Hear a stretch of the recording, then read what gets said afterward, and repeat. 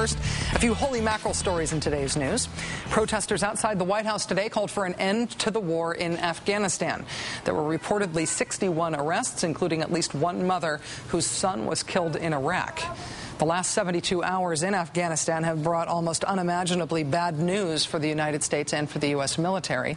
In northeastern Afghanistan, about 20 miles from the border with Pakistan, an estimated 300 Taliban fighters attacked 2 American outposts with guns and rocket-propelled grenades. The fight began early in the morning on Saturday, and it lasted all day.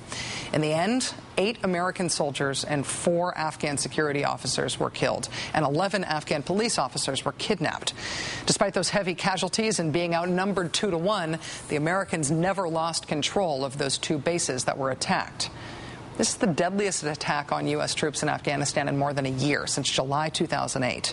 That is when an eerily similar attack took place less than 20 miles away from what happened on Saturday. Last year in July, 9 U.S. troops lost their lives in an attack that was very similar to this one. General David Petraeus just ordered an investigation into the command-level decisions that allowed the unit stationed there in last year's firefight to be so short-handed. Coincidentally, this weekend, many news outlets were just reporting on the new investigation into last year's firefight that killed 9 men when the news broke of the new firefight that killed 8 Americans. Reuters is also now quoting a spokesman for the governor of Wardak province as saying that an Afghan soldier at a joint U.S.-Afghan base opened fire on American soldiers while they were sleeping, killing 2 American soldiers and injuring 4 others. The U.S. military is saying only that 2 soldiers were killed in Wardak province after a hostile attack. They're not elaborating on the attacking them while they were sleeping detail. President Obama is going to discuss the war with bipartisan congressional leaders at the White House tomorrow and with his national security team on Wednesday. Robert Gibbs, the press secretary, said today that all options for Afghanistan are on the table. All options, he said, except withdrawal. Our war in Afghanistan, just so you know, starts its 9th year tomorrow. Congratulations are due to 3 American scientists who've just won the Nobel Prize for Medicine.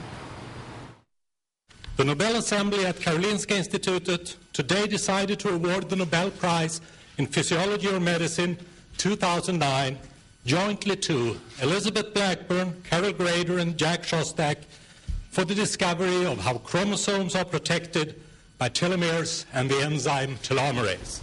Okay, 2 things to know about this. First, it's pronounced telomerase. Could we just say that just one more time? Telomerase. Telomerase.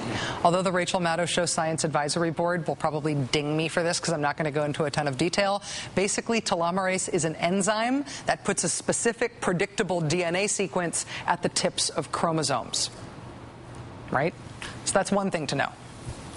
Telomerase. Telomerase. The other thing to know about this is that one of the scientists who was honored today, Elizabeth Blackburn, who will henceforth be known as Nobel Prize-winning scientist Elizabeth Blackburn, she was fired by President George W. Bush. Dr. Blackburn had served on Bush's Council of Bioethics, but she was fired for criticizing the president's much-maligned policy severely limiting embryonic stem cell research. The political moral here, if you try to bully geeks into serving your agenda, they will always get their revenge, occasionally in the form of worldwide respect and the share of about $1.5 million in Nobel Prize money. And finally, take a look at Duluth, Minnesota. See the problem here? Yeah, Duluth is located right on the border of Minnesota and Wisconsin, meaning Duluth's football fans are a house divided. Some Duluth residents are fans of the Green Bay Packers, others are fans of the Minnesota Vikings. So what is the local paper in Duluth to do when the Packers play the Vikings, whose quarterback is Brett Favre, the same Brett Favre who played for the Packers for a decade and a half?